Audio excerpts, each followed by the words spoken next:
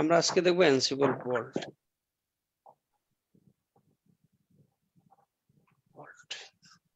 মানে আমরা হচ্ছে পাসওয়ার্ডটাকে ম্যানেজ করার জন্য অ্যানসিবল ভল্ট ইউজ করবো। হ্যাঁ, অ্যানসিবল ভল্টের মাধ্যমে আমরা কি করব দেখুন, হচ্ছে মনে করেন আপনার একটা লিস্ট অফ ইউজার আছে, লাইক হচ্ছে নেম হচ্ছে তার ইকবাল,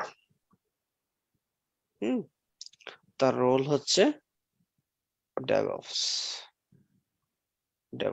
হ্যাঁ, আরেকটা নাম আছে হচ্ছে আপনার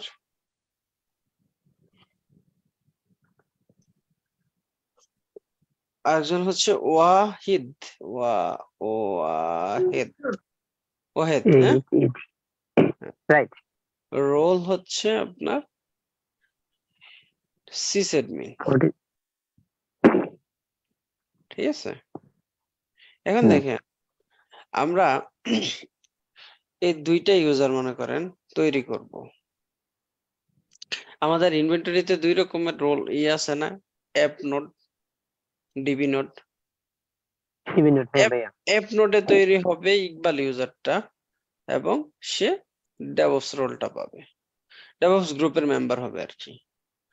আর ওয়াহিদ ইউজারটা তৈরি হবে হচ্ছে আমার ডিবি নোডে, সেখানে সে সিসঅ্যাডমিন যে রোলটা সেই রোলটা পাবে, ঠিক আছে। এরকম আমার কাছে হচ্ছে একটা ইউজারের লিস্ট আছে। ফর এক্সাম্পল মানে আমরা একটা ইউজারের জন্য করতে পারি, মাল্টিপল ইউজারের জন্য করতে পারি। যে আপনার হচ্ছে একটা ইউজার আছে, যে আপনি একটা ইউজার তৈরি করবেন ইকবাল নামে। ইকবালের পাসওয়ার্ড কি হবে? হ্যাঁ, ইকবালের পাসওয়ার্ডটা মনে করেন আপনি যে পাসওয়ার্ড দিয়ে আপনি দিলেন হচ্ছে সিকিউর। হ্যাঁ, এই সিকিউর যে পাসওয়ার্ডটা, এটা তো একটা ফাইলের মধ্যে লেখা থাকবে, ভল্ট তো ফাইল থেকে পড়বে, ঠিক আছে। এই ফাইলটাকে এনক্রিপ্টেড করার জন্য আমরা অ্যানসিবল ভল্ট ইউজ করব, ঠিক আছে। অ্যানসিবল ভল্ট ইউজ করব। অ্যানসিবল ভল্টের মাধ্যমে আমরা এইটা মনে করেন একটা locker.yml এই নামে একটা ফাইল আছে। এই locker.yml এর মধ্যে কি আছে? পাসওয়ার্ড ইকুয়াল টু এত। এখন আপনি যদি নরমালি ভিউ করতে চান ক্যাট করে আপনার locker.yml, তাহলে দেখবেন যে আপনাকে একটা এই এরকম একটা হিব্রিজিবি একটা জিনিস দেখাবে। আবার আপনি যখন অ্যানসিবল ভল্টের যে মেথড আছে, মেথড দিয়ে ভিউ করতে চাবেন, তখন আপনাকে অ্যানসিবল ভল্ট যেভাবে কাজ করে সেই অনুযায়ী আপনাকে দেখাবে। মূলত হচ্ছে অ্যানসিবল ভল্টের মাধ্যমে আমরা যে ইউজার গুলা তৈরি করি, ইউজার গুলার পাসওয়ার্ড গুলাকে আমরা এনক্রিপ্ট করে একটা লোকেশনে রেখে দিই এবং রেফারেন্স দেখাই দিয়ে আমরা হচ্ছে ইউজার গুলা তৈরি করি। তা আমাদের আজকের ইউজ কেসটা হচ্ছে এরকম। এক নম্বরে হচ্ছে আমরা একটা মানে পাসওয়ার্ড ফাইল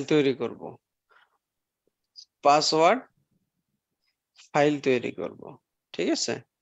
এই ফাইলের মধ্যে হচ্ছে আমার মনে করেন দুইজন ইউজার আছে, একটা হচ্ছে ডেভ আর একটা হচ্ছে এমজিআর ম্যানেজার, ঠিক আছে।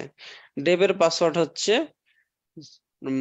আপনার পিডব্লিউ ডেভ, হ্যাঁ, ম্যানেজার হচ্ছে পিডব্লিউ এমজিআর। হ্যাঁ, আমরা যখন আপনার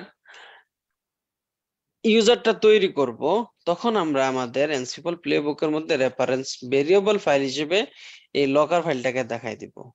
সে যখন ইউজার তৈরি করবে তার এখানে তো পাসওয়ার্ডটা দেখাবে, তাই না?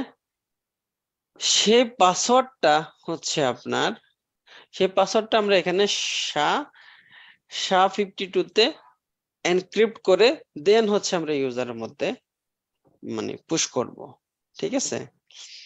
এবং এই ফাইলটাকে আপনি ভিউ করার জন্য একটা সিক্রেট ফাইল থাকবে। ওই সিক্রেট ফাইলটাতে আমাদের পাসওয়ার্ড গুলো দেওয়া থাকবে।